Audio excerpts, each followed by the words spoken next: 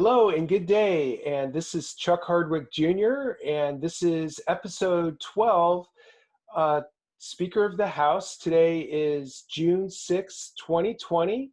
And I'm in my home office in the Ocean Beach neighborhood of San Diego.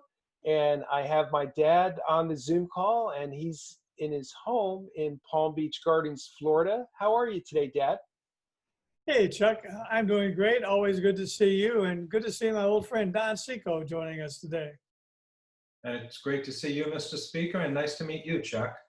Likewise, Don. Now, Don's in his home office in Riverton, New Jersey, and he was my dad's speechwriter as Speaker of the House and his press secretary during the 1989 gubernatorial campaign.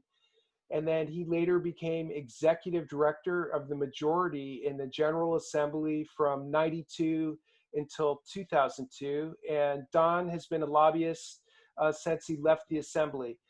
So thank you so much for taking some time out of your schedule for this call today. And we're really excited to have you interviewing my dad. So Don, I'm going to go ahead and turn it over to you. Thank you again.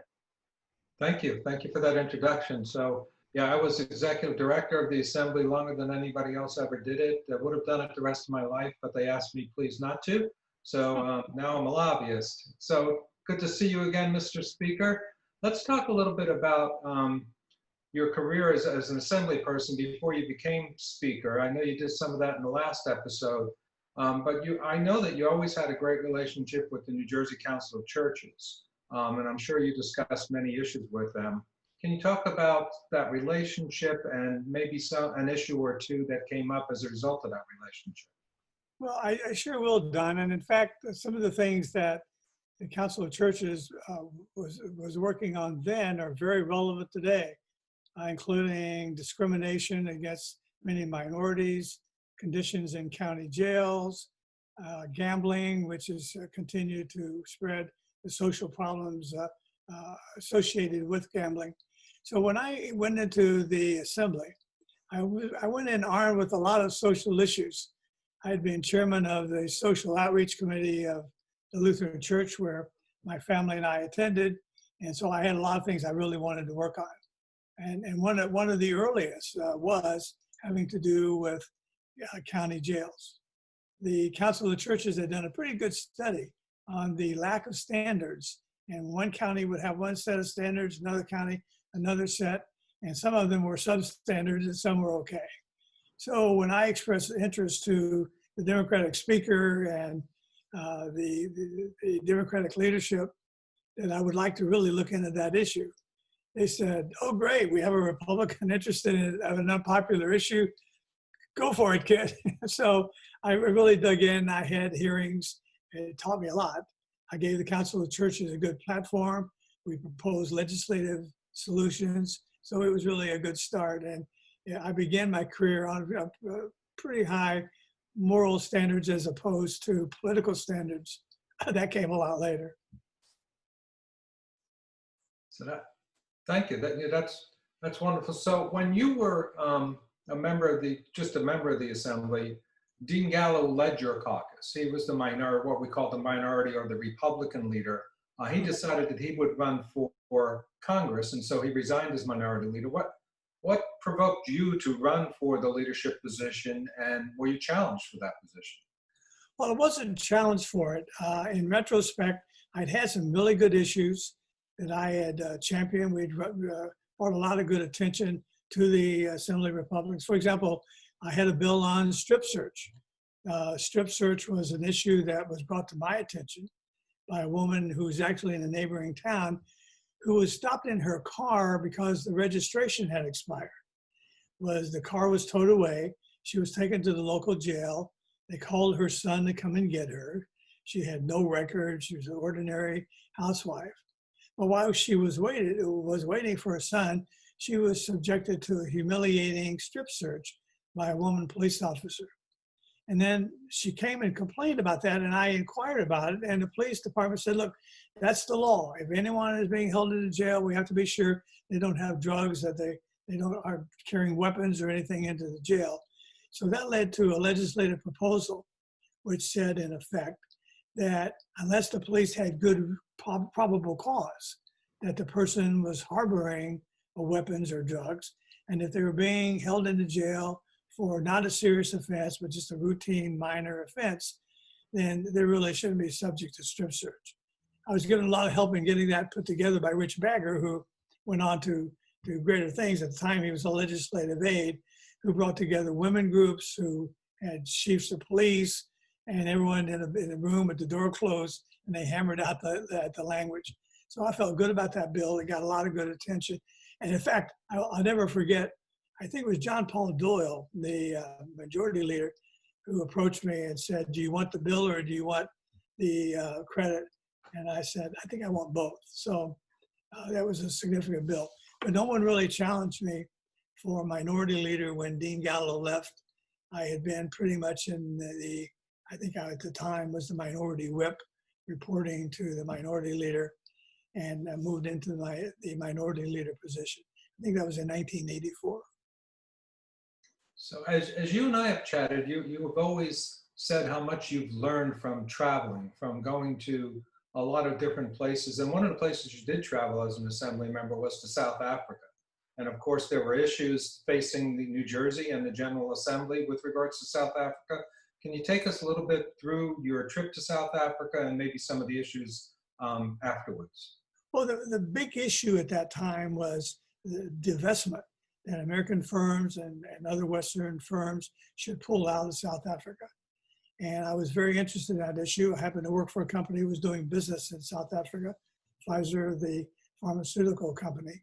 And before I went, I met with some very respected African-American legislators, Joe Charles, you may or may not have known him, an attorney, and said, look, this is the issue. Some other legislators from the National Conference of State Legislature and I have been invited to go. And what do you think about it? He said, I remember he said, it's a good idea. Yeah, he said, I think you should go and learn more about it. So we went to South Africa, had an extraordinary experience there, and then to Zimbabwe.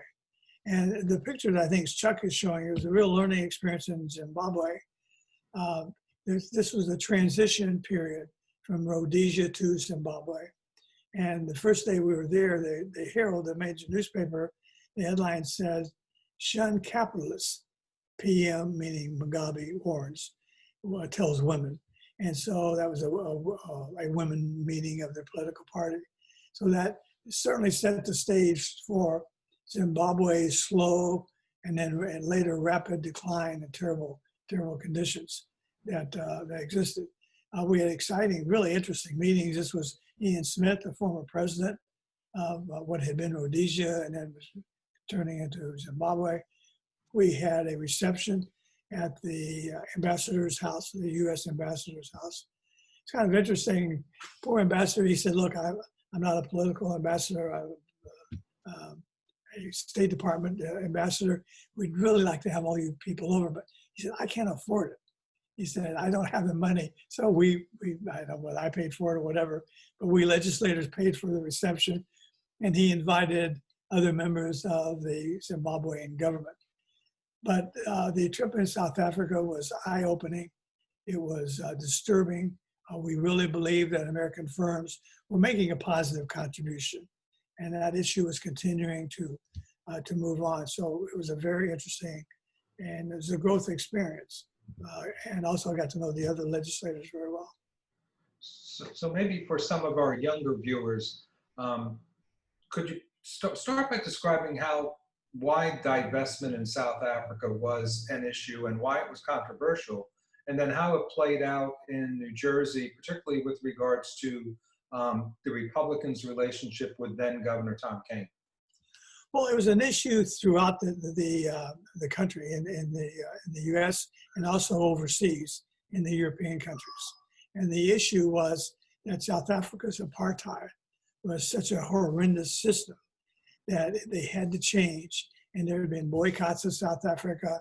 There had been a lot of pressure on South Africa. They were becoming kind of renegades in the international community. So the thinking evolved then, well, let's have American firms pull out of South Africa, and that will really bring the economy down. And so a lot of the firms said, well, we're doing a lot of good. and something called the Sullivan Principles, which talked about equal pay and good working conditions. So it was a real interesting, complicated issue. In New Jersey, by and large, Republicans were opposed to requiring all firms to allow South Africa the divestment. And in fact, I remember when in '84, Vice President Bush was campaigning for re-election with the Reagan-Bush ticket. And I was with Governor Kane and with Bush, and in a casual conversation, Kane said, no, I really don't think there should be a divestment because of the Sullivan Principles. Well, later on, the political climate changed. Things continued to move. We had a vote coming up in the Assembly, and thinking he was on board to not have divestment. Only one Republican voted for disbursement, but the political climate did change, and sometime later the governor did sign the bill, which left us a little discombobulated because we all voted against it, thinking he was against it too. But he was smart, and he was thinking, he was ahead of us in his thinking, and he was thinking, looking forward, I'm sure, to running for a higher office at that time. So it was the right political decision to make. So as you've described in prior episodes, New Jersey has its election years in off years and odd years, when most of the country has their elections for the legislature and governor in even numbered years. So in 1985, following the Reagan landslide in 1984, Governor Tom Kean was reelected with a vast majority, and it helped sweep Republicans into a majority in the Assembly as well. And then following that election, of course, then there would be an election for Speaker. You were the current minority leader. So was it a fait accompli? Were you going to go from minority leader to Speaker, or were you challenged? Well, the caucus, those who had been there were behind me pretty much 100% as far as I know. No one else raised their hand to run for Speaker. But after the election, there were 50 Republicans, 30 Democrats. A large number of the Republicans were from Hudson County, and they won by Tom Kean's landslide. You know, good for them. But some strains had developed between me and the Speaker's office, particularly his chief of staff. And in fact, there was a bill the Democrats had passed to have a tax cut. I forgot what the tax cut was about. And the governor called me and said, look, we can't afford this tax cut. So I'm going to veto it, keep the Republicans off of it, let them oppose it, and give me some cover. And so we did. And not a single Republican voted for a tax cut. Now that took some selling by me as the minority leader prior to being Speaker. It took some selling. And so the bill passed, and the governor signed it, which left us kind of feeling that we had been misled a bit. I don't know what the circumstances were, but I think it was because, again, he was looking ahead. He was looking further. It's a smart thing to do. He didn't want to run for president or vice president or whatever and be known as someone who vetoed a bill to cut taxes. That would be used against him.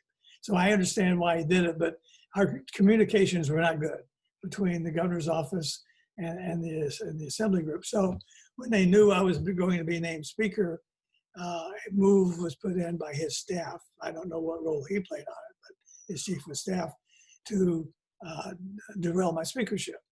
And for 3 days, they kept the Hudson County delegation and some other legislators away, got someone else to say they'd be the candidate, but there was really no enthusiasm among the Republicans to do that. I had campaigned pretty hard for them, helped them raise money to run their campaigns, and I was really the experienced leader. So I think Roger Bodman, who was in the governor's council someplace, said, look, we got to stop this. Chuck's going to be the Speaker. Let's hand this out. So I always appreciated Roger's role in that. And I was duly elected then by the caucus. And of course, the Speaker is selected by the majority of the majority caucus. So these issues, like most bills, are decided in caucus. And in our caucus, then at that point, there were 50 votes for me and no votes for anyone else. So we knew we'd have the votes when we got to the assembly floor. When at that point, all 80 members actually technically vote for the Speaker. So you're elected as Speaker, and you're sworn in January of 1986. I've been honored to have worked for 3 speakers, including you. Tell us a little bit about what the job of a speaker is, and you've been very involved in the National Conference of State Legislatures, so you're familiar with speakers in other states and how it might be different, being New Jersey speaker, and just what is the job of speaker? Well, according to the Constitution, the speaker really is very empowered. The speaker decides the schedule. The speaker decides what committees bills go to. The speaker decides then what's the board list, meaning what bills are going to be voted on. And really, the speaker assigns for anything to become a law, unless it's by regulation, it has to have approval of the speaker, as well as the Senate president and the governor. New Jersey also had a feature back then that the speakers were acting governors. If the governor was out of the state and the Senate president at the same time was out of the state, then the speaker was acting governor. I enjoyed that. I was acting governor, I don't know how many times, half a dozen times, 8 or 10 times. It was a lot of fun. You couldn't take it too seriously because you would save any really serious matters for the governor, but it was an honor to be acting governor. It was a lot of fun. And then Chuck Hardwick was elected the majority leader who later on became speaker himself. Bob Franks was the policy director, I think was his title, of our caucus. And Bob, of course, went on to be a member of Congress and ran for the U.S. Senate. So it was quite a team we pulled together there. Certainly you must have at least one good story from being acting governor. Oh, well, there were a lot of perks being acting governor. I have to admit, I like the perks in addition to the governor's helicopter and, of course, state police driving around in the car. But actually, there wasn't a lot to do. So I remember I was at a meeting speaking to some people. Governor Kane was there at the time. And I said, well, the governor should know I feel like the Maytag repairman governor. Like I'm on the job and nothing really for me to repair here. And so I complained that there was nothing for me to do. I am a Maytag repairman. So I told the story. Then at a future session, I was sitting at the governor's desk and some staffers came in and said, Governor Hardwick? And I said, yes. We have some letters here for you to sign as governor. I said, oh, good, bring them over to me. I said, what are they? They said, well, these are all letters that we received from prisoners who wanted their sentences reduced. And all these replies say no. So that was my inauguration to being an acting governor. I guess I deserved it for asking more to do. You have to take the good with the bad. So New Jersey government is, invested power in 3 positions primarily. So the governor, the speaker, and the Senate president. For when you were speaker, the Senate president was John Russo. Can you talk a little bit about your relationship with John and how you two got along, and maybe any trips you took together? Well, yes. Prior to that, I should say that the whole process of being inaugurated as speaker was something that was very heady. It's filled with tradition. We had the color guard from, Trenton was historically a very important place. So we had the color guard marching all the legislators down to the War Museum. You see Chuck Hardwick there, along with the Bishop of the Lutheran Church for New Jersey, walking with me, the late John Russo, the late Kavanaugh or behind him. So we marched down to the War Memorial building with a huge crowd waiting for us. And all of the legislators were sworn in. It was a great day, very festive, very large crowd, not for Chuck Hardwick, but all the legislators' families and friends and staffers wanted to come and see them sworn in. I had the pleasure of having my daughter, Ginger, who is an attorney, to sign me in, to swear me in rather. And then after that, I swore in the legislators. And then after we left the War Memorial Building, had some little reception, and I gave, I'm sure, a very glowing speech. That then we went over to the old assembly chambers, which were in the process then of being renovated. So this was actually the only time I actually presided in the assembly chambers, because after that we moved to new quarters in a building next door, which were converted in to be temporary assembly quarters which lasted for 4 years, the rest of my speakership. So it was a heady time. John Russo was the Senate president, made a real effort to get along with John. And it wasn't always successful. We did travel. We went to China together and had a good trip there, sponsored by the Asian Department of Seton Hall University. And we went to Israel together. And that was sponsored by the Jewish Federation, which does a really great job of identifying young legislators and others who in the years ahead could be influential and were interested in Israel and knowing the issues that were important in Israel, particularly about their safety. But I should say something else about the new quarters we moved into. If we could go back a couple of pictures, there's a picture of me presiding in the new assembly quarters. There we go. There it is. There's Brad Brewster, who was the executive director for my 4 years, and the sergeant at arms, Chuck Hardwick's son-in-law, to my right. It was a great honor to preside. But when I was in the assembly, as a freshman, I saw something happen that really stayed with me. And it happened more than once. If a bill is presented for a vote and is voted down, then it's a very serious defeat because you can't bring it back again unless someone who voted against it makes the motion to bring it back. So I don't remember what the bill was, but the big board has red and green lights when you vote. And the speaker, Jackman, was presiding. And suddenly it said 41 votes, and he was so happy because it takes 41 out of 80 for a bill to pass. And he said, "Oh, close the board, Madam Clerk, close the board. For 41 votes have been cast for the bill." She closed the board, and there was only 40 votes. And what happened was the minority leader had voted for the bill until they said close the board, and then he changed his vote over to no. So the bill failed. And the Speaker Jackman just went berserk about how did this happen? So when we moved to the new quarters and everything was being redone, all the wiring was being redone, I saw what had happened. I had a little switch installed by my desk or my podium that would close the board and stop it in addition to the clerk. And we had a bill, it was very hard to pass. I forgot what it was, very controversial. And I saw one of the Democrats vote for it. And I said, this is good. There are 41 votes there right now. So I just reached down, I closed the board and called for the clerk to close the board, which she moved to do. And for 41 votes, the bill passed. And the member of the Democrat who had voted for it was out there, Mr. Speaker, what, there's something wrong with the voting? I didn't vote for it. I said, gee, I'm sorry, you recorded, yes, there's something, I voted no.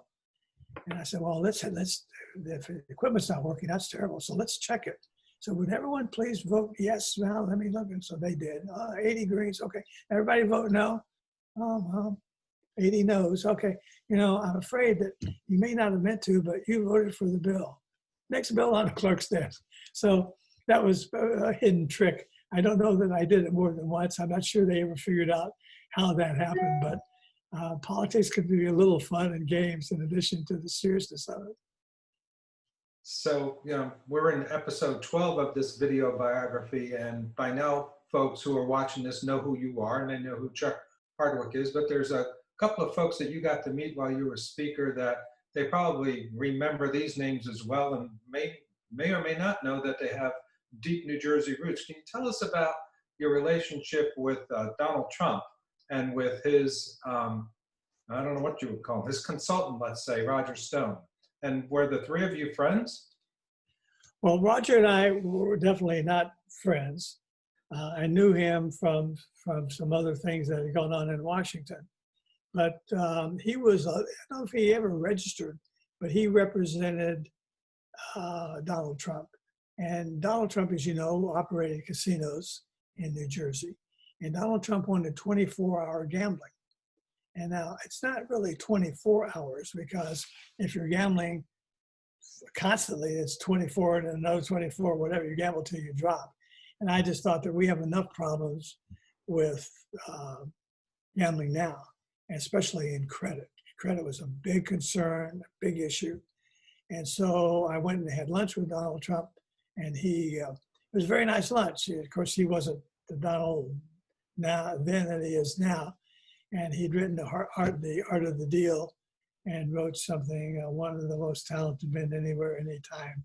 Keep up the great work. Well, he didn't invite me to join his administration when he was elected president, so maybe I wasn't really one of the most talented men anywhere at any time. But it was interesting to get to know him. Those were fun days. So in 1987, Republicans are reelected to the majority and you retain your speakership. Right. And so in 1988, there's a presidential election. Ronald Reagan can no longer run, having served 2 terms. And so it's a very important election year for Republicans and for Democrats as well. But you were selected to a pretty unique position, not one that not many people serve on. Can you talk a little bit about the Republican National Committee's Platform Hearings Committee and your role in that? Well, Frank Fahrenkopf, who was the chairman of the RNC, wanted to have hearings throughout the country and not just during the convention. What do Republicans have on their minds? What should we be focusing on? What should be in the platform?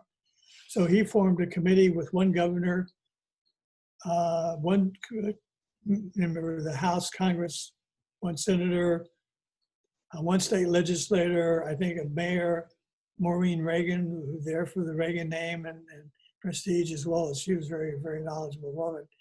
And we had hearings around the country. And it really set the stage then for the 1988. So Frank Fahrenkopf appointed me. I'm not sure entirely why, but I think partly the carryover from having been the president of the National Republican Legislators Association, which I talked about in an earlier episode, and being appointed by President Reagan to a federalism presidential advisory committee. So we had a number of hearings in California, Kansas, we might have gotten one in New Jersey, I'm not sure. But then that set the stage for me to have a good reason to be then put on the platform committee then in New Orleans at the National Convention, which I was. But in the process of that, I had a very interesting conversation with Vice President Bush. I remember it precisely because I didn't have that many personal conversations with the president or vice president. We were at the Naval Observatory, which is where the vice president lived. That was his residence while he was vice president. And somehow Bush knew that Tom Kean had buses up in New Hampshire. Bobby Franks, I know, had organized them. I don't know that Bobby's name ever came up. But Kean, when Kean was doing that, Kean wasn't there to my knowledge. Kean had written a new book titled The Politics of Inclusion, which was being widely distributed. And we knew we were going to be sent to all the delegates going to New Orleans. But Bush said something to me about it, and I said, yes, Kean is up in New Hampshire. And he said, in kind of a whining voice, now why is Tommy up in New Hampshire? And I found it interesting on all kinds of reasons. He didn't like it. That was very clear. He didn't like that at all because he was going to be the Republican nominee for president in his thinking, not Tom Kean, not anyone else. And I found it interesting he called him Tommy. I never heard anyone else call him Tommy. I imagine they were friends from childhood, both from Northeastern Republican blue blood families. But that may have been important later on. So in '88, back in my district, I ran to be a delegate. Jim Corder folks tried to head that off. They didn't want me to be on the platform committee because I'd get potentially too much attention. It turned out I didn't really get a lot of attention, but I was on the platform committee. In fact, I built a relationship somehow with Phyllis Schlafly. And she was going to testify before the platform committee. And I was the vice chairman. I think there was a chairman, Kay Orr, the governor of Nebraska, was the chairman, and several of them were vice chairmen. But they really never let me preside. And then I saw, as she was getting ready to testify, all the other members left. And I was there to be the presiding chairman of Phyllis Schlafly. And she was very controversial. She was anti the Equal Rights Amendment. She was a very outspoken right-wing Republican at the time. And the other guys were just smarter. They didn't want to have to deal with her, so they turned it over to me. And as soon as she was through, they all came back again. So that's the funny games of politics. So we'll never know, but that trip to New Hampshire by Governor Kane may or may not have doomed his chances of being Vice President Bush's running mate when he secured the nomination, obviously, in 1988. But do you think that, so he picked a relatively unknown senator from Indiana by the name of Dan Quayle. Do you think he might have been better picking Governor Kane? Well, I think Governor Kane would have been a much stronger addition to the ticket. Quayle was either neutral or somewhat negative. But I remember the convention very well, and the Kane people were there really hoping to have a huge outpouring of support for Kane, because he was going to be the keynote speaker, and worked very hard. I had like an hour of prime time on television, keynote speaker. They had Bush-Kane signs being made, buttons. Kane had sent every delegate a copy of Politics of Inclusion. I know Bob Franks made me buy 500 copies of it or something from my campaign account. I said, why am I doing this? My name's not even in it, but that's a whole other story.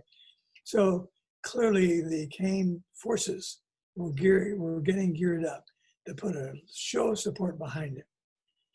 So I think the keynote was on a Wednesday night, and when Bush arrived in town on, I think it was Tuesday afternoon, he said it would be Dan Quayle would be his choice to be vice president.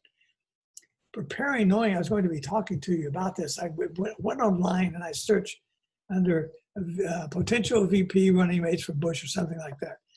And there were maybe 15 names, all kinds of names of the past people. Tom Kane was probably mentioned. Dan Quayle was never mentioned anywhere, but he was a total sleeper being asked to run with Bush. Did the Kane activities there scare Bush off or make Bush change his mind, or I don't know if Bush ever had Kane in mind, or the New Hampshire thing? I have no idea. I kind of suspect that Kane's team's activities went a little bit in your face as far as Bush was concerned. And Bush was going to select who he wanted, whatever his criteria was. Why was Dan Quayle is a mystery to me to this day, because he really didn't help the ticket. But it shut Tom Kane's activities down, of course. And I think that was unfortunate for Bush in the long term. I think Kane would have been a better choice, but that's so the 1988 convention in New Orleans. This would be maybe a good stopping point for this particular episode, because I know that in subsequent episodes you're going to pick up and talk about your gubernatorial campaign. When my recollection is that the kickoff to that campaign was actually that convention where you had quite a presence. Well, your recollection is good, but this was all still the exploratory stage. Yes.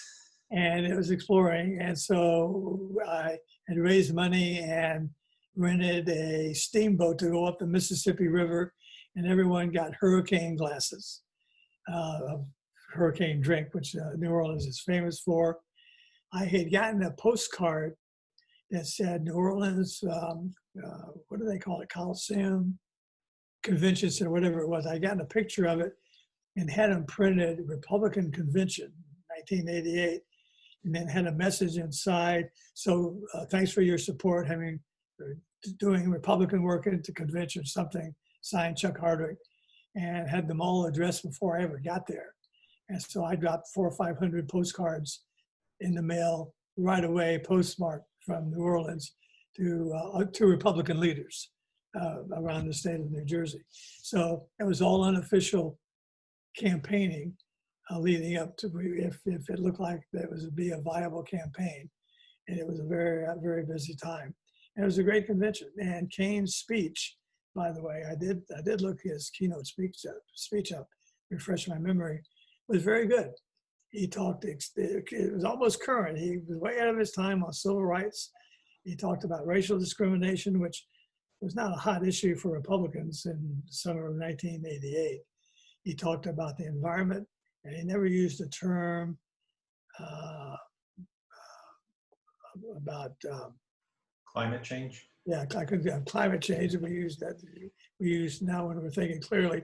But he was talked about beach erosion, talked about the climate in New Jersey. So his speech was actually pretty good as far as the themes and the things that would carry over and be important. But after the keynote address, then that was pretty much it for him. Great. Chuck, you want to take us out? Yeah, well, thank you so much, Don, for asking such great questions and taking time out of your busy day. I've really enjoyed hearing the answers as well, and I hope both of you have a great rest of your day. Thanks again. Thank you. Thank you, Chuck, and thank you, Don. Great to see you. Thanks for your questions. Yeah. Bye now. Take care.